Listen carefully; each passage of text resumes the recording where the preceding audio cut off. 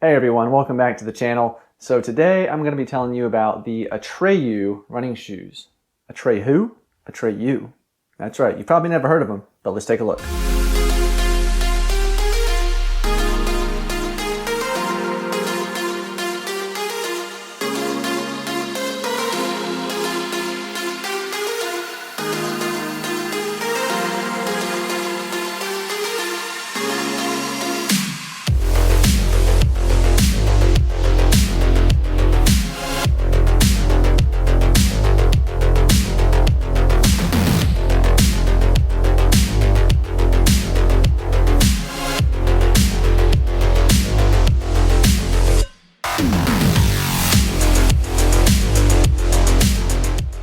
Yep, that is right. We got the Atreyu Voyagers here.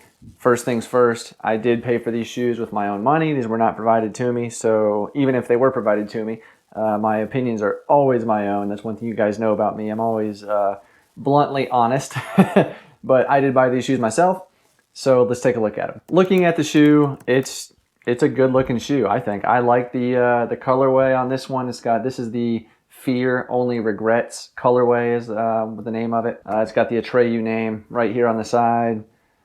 On this side, we've got the Fear Only Regret, the person's face on the side, kind of going, you know, something like that. What's neat is, you know, the shoe right away, they tell you strike here. So this is designed for, you know, a mid-foot, forefoot landing.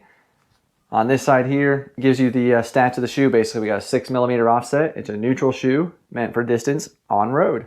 So they'll let you know right away who this shoe is for, what it's for, so you know how to use it. So far, I've been using this shoe for about 50 miles. I've got like 48-ish miles on it, and I love it. It's been a great shoe, so let's get into some details. All right, we'll start right here at the upper. It is a one-piece form-fitting upper. I mean, there's nothing to it. I mean, look at this. It just collapses away completely.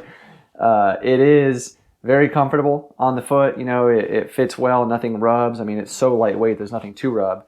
The only issue that I have with the shoe, this is size 11 in men's, is right here. You can see I've got some bunching of the upper from the laces, and this is still pretty loose. I could tighten it more, but then I would get even more bunching in there.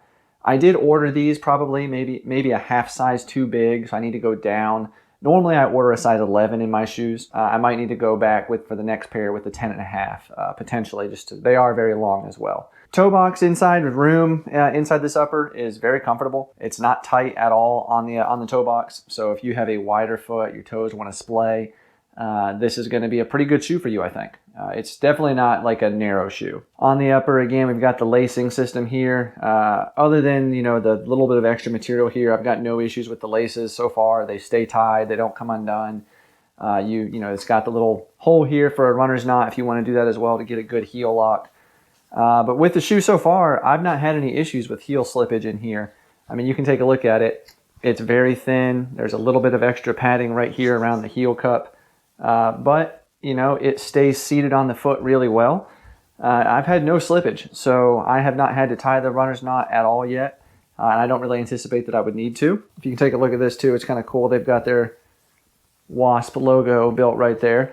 But the tongue of the shoe is not connected at all. It's not gusseted, you know, but I've had no issues. Again, they've got a little piece right here that your laces go through that kind of hold it there in place. Getting it on, the tongue does kind of fold under a little bit, but it's easy to kind of stick your finger in there and pop it back out, and it's no issue for me yet. As far as durability is concerned with the upper, it is very thin. I even see right here, there's a little bit of a peeling of some of the material. I don't think the upper is meant to last really long, I'll be honest with you guys. It's probably, you know, if a stick hit this, it would go right through it. I don't think it's going to blow out. Like, I think it's constructed well. There's even a little bit of like an engineered portion here at the toe box to kind of protect your toes, so that's nice. But I don't think the upper is going to last that long, but we'll see in testing. All right, moving on to the midsole. It's a one-piece EVA midsole. It does provide some good cushioning. Normally, I wear the Hoka Rincon or Rincon 2 for like road shoes as a long shoe, or even a shoe I might do some speed work in. So comparing this to the Rincon, this is definitely a little more firm than the Hoka, but it still has great cushioning. Like, I've worn these for like 15 miles at one time and just had no issues with that at all. I mean, my feet felt really good afterwards. I was surprised, honestly.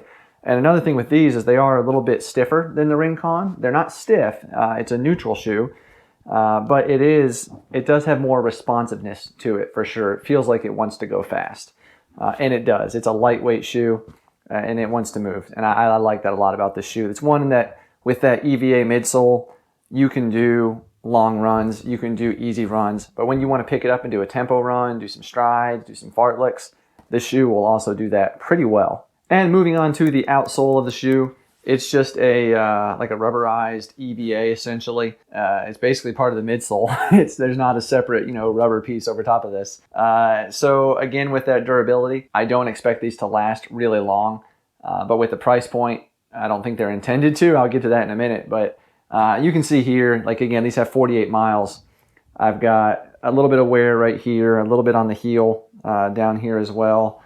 But for 50 miles, they look okay. For the outsole durability, I'm thinking probably 200 to 250 miles. I have heard of other people out there that have done reviews that have gotten over 500 miles on a pair of these, which is insane. I'm not expecting that. I think 250 on the high end, but we'll see about that. And traction wise, most of my runs with these so far have been on the treadmill. I have taken them outside twice, and they did really well. I think they would do well in the rain. They got these kind of grooves here as well. I think that would help. I wouldn't want to take them outside in the snow or on any kind of slick surface like ice at all. That just would not be good. But for treadmill, they're killer treadmill shoes. All right, so Atreyu's website says this is a 15.5 millimeter stack height in the front, 21.5 millimeter in the rear for a 6 millimeter offset. There is a 5 millimeter sock liner or insole, whatever you want to call it. It is attached, so I'm not going to rip it out, but it is glued in there, and it definitely feels thick. But it's comfortable. So on Atreyu's website, they say it's a featherweight neutral running shoe suitable for training and racing. Would I agree with that? Yes, absolutely. I think this is a shoe, like I said before, that you could take out for a 15, 20 mile long run, no problem whatsoever. You could do tempo work in it, you can do intervals, you can take it to the track. It's a very lightweight shoe. We'll wait here in just a minute.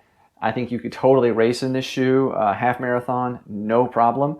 Probably even a marathon, honestly, because it has a good cushioning underfoot. It feels good. So I think this shoe is a workhorse that is very versatile, that can do just about anything. I mean, it's long runs, tempo. So if you're looking for one shoe to buy that can kind of do everything and you don't want to break the bank, this might be it right here. But let's weigh it. I'm definitely, I want to weigh it. I'm very curious. All right, so the Atreyu Voyager. So in men's size 11, it is 6.6 ounces. So for comparison's sake, let's compare it to the Hoka Rincon 2. And this is men's size 11. Oh wow, that gained weight. That is 8.7 ounces. Wow, so this is 2 ounces lighter than that. That's really interesting about the 2. I'm gonna have to get my 1 because I remember the Hoka Rincon 1 was, I think, 7.6 ounces or 7.7. So this is definitely a heavier one. But this is 2 ounces lighter. All right, so let's talk price. So Atreyu is a small running company you've probably never heard of, or maybe you have, but they've been around for just a little bit, not too long. They're in Austin, Texas. And it's a company that is just a startup essentially. So the way they work, you can buy just one pair of shoes like any regular store that, you can do that. And to buy one pair of shoes, it's $75. But if you want to really take advantage of the cost savings and do their subscription service, you sign up and buy your first pair of shoes at $55. And when I did it, that included the shipping cost. And then they'll send you another pair of shoes every 2 months. So every 2 months, $55, and you'll have a fresh pair of shoes. Now, depending on the miles you're putting in, if this is your only shoe, that's probably going to be good. You'll need another pair of shoes. But if you don't put that many miles or you rotate in between some multiple pairs of shoes, you can actually skip one of those deliveries and put it out to 4 months. You can cancel it at any time without any charge. So you can really save some money with the shoe for sure. So far, I'm really liking it. If nothing else, I think it's totally worth a shot. Buy one pair on a subscription for $55. Test them out. If you don't like it, you're only out $55. But if you do, then you found a great shoe at a super cheap price. Is this a shoe that's going to last 500 miles? I don't think so. But at that price, the Hoka Rincon 2s are $115. I can get probably 350 to 400 miles out of those before the EVA just starts breaking down too much. I need to replace them. So even if these only last 200 miles at 55 bucks, 2 pairs to get me to 400 miles, that's going to be what, 110 bucks. So it's still cheaper than buying 1 pair of those. So yeah, I mean, it's it's worth it in my opinion. All right, well, if you found this helpful, learned something about the Atreyu Voyager, I would appreciate if you would consider giving the video a thumbs up. That really helps out my channel and the video a lot. And if you're new, if you would maybe click subscribe too, that would be awesome. Just helps the channel continue to grow, and that way you won't miss out on videos that I release, like more shoe reviews. I got the Hoka Rincon 2 review going to be coming out soon as well, and awesome trail footage, things like that. So, all right, well, thank you for watching. I do appreciate you all. If you want to take a look at a playlist of gear reviews where you can find some other shoes, watches, massage guns, things like that I've reviewed, it's going to be right on this side of your screen. And then over here on this side of the screen will be a video that YouTube says is best for you. So, not sure what that is. Check it out, and I'll see you on the next one.